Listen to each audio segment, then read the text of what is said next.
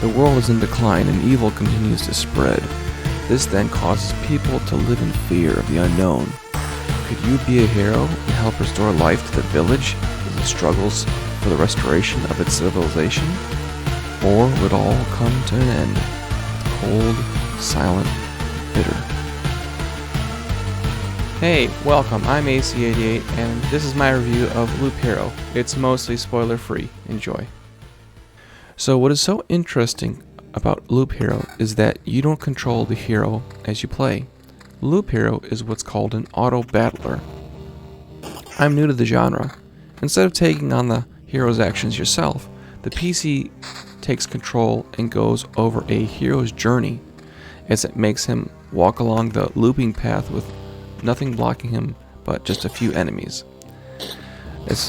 As the hero begins winning the first few fights, you are given a card to place in the hero's path, and this is where you come in and inject your challenges to him. Cards like a vampire mansion, or a cemetery, or a mountain and meadows will do different things to the hero. These played together make a fun balancing act between making a healthy challenge for the hero, which will be instigating battles that he can win without taking too much damage, and providing relief and amenities that will heal and buff him as they struggle through the fight.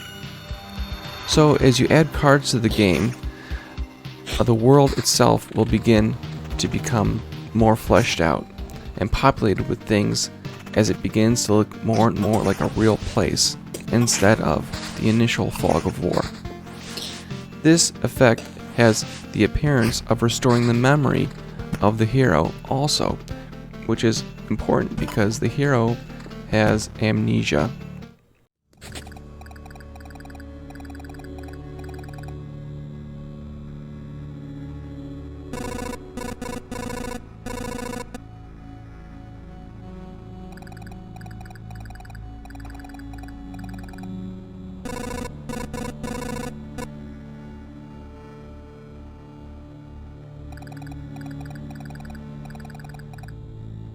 Your actions as the Dungeon Master or the God Player help to illustrate the hero's memory reforming again and again with each tile being laid. Each adventure starts by pressing the Embark button, and it takes about 24 minutes or so before you either die or the bosses spawn and you will fight him. So you don't feel like you have to stick around for hours to play every time you play Loop Hero. You can save and pick up again. So while it is a roguelike game, it only applies that rule when the hero is adventuring on a loop. So what has compelled me to continue after I've died multiple times is finding out what happens to the hero in his adventures afterwards. When you're done fighting, the hero returns to the village and the people use his resources to build up farms, taverns, inns, blacksmiths, and other medieval commodities. So this base building will aid you in better starting equipment, new cards to use into your deck, and even new heroes, the Rogue and the Necromancer. This means that while it is a roguelike game, it doesn't erase the base building upgrades that you make when you're not in the loop. If you've played Rogue Legacy, it's similar in that regard. Despite the slow progress and rebuilding efforts between adventures, there is a palpable feeling of loss which does permeate the game. This is complemented with the art style, with its drab color scheme, along with the writing that fuels these forlorn mysteries.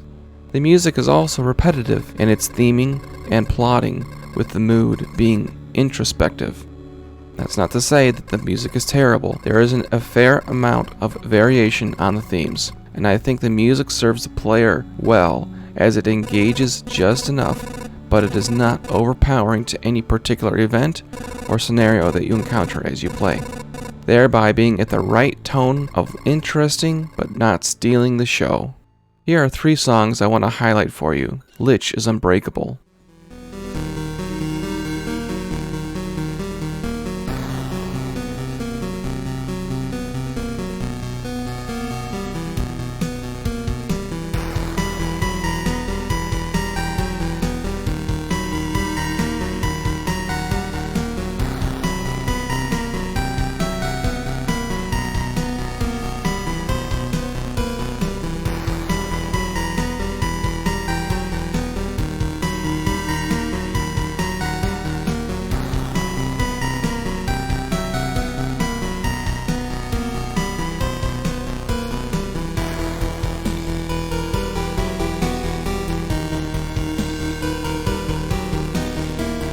Loop Blues,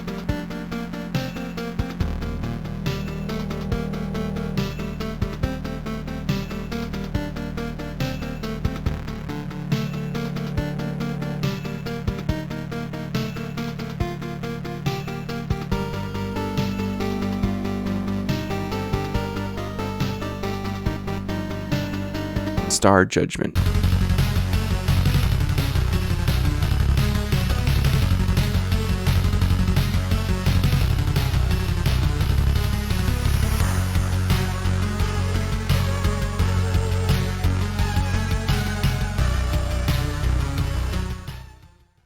Now, finally, what has interested me immediately about the game was that the hero runs from fight to fight, and he is actively entering into these without any discretion or decision making.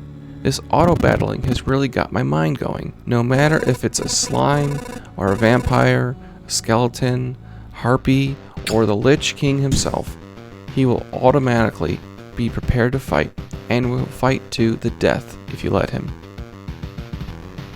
You'll think about this while you wait for your hero to enter and exit battle, plowed through the cemetery into the battlegrounds, long forgotten, and you'll think about him as he heals and gains quests in the village. As a sculptor of the hero's quest, you feel responsible when he wins. You feel excited when he gains new armor, and you will feel culpable when the hero dies. After all, it was you who placed all the cards in his way. And by the way, you will be switching out different armor, weapons, magic rings, and other items, always looking to min-max your way for better performance. Because this is all on you to design the adventure for your hero. I, as a player, struggle to know when I should retreat from the loop. I died plenty of times, thinking that if I could just press on, if I could just go a little longer. An easy point of advice that I can give to any new player is try not to be the hero for your hero. He will go to the very bitter end every time, so be careful. The push your luck mechanic of Loop Hero is very engaging, but do not be surprised when the rug gets pulled right out from under you and you lose all of your progress. This is a roguelike after all.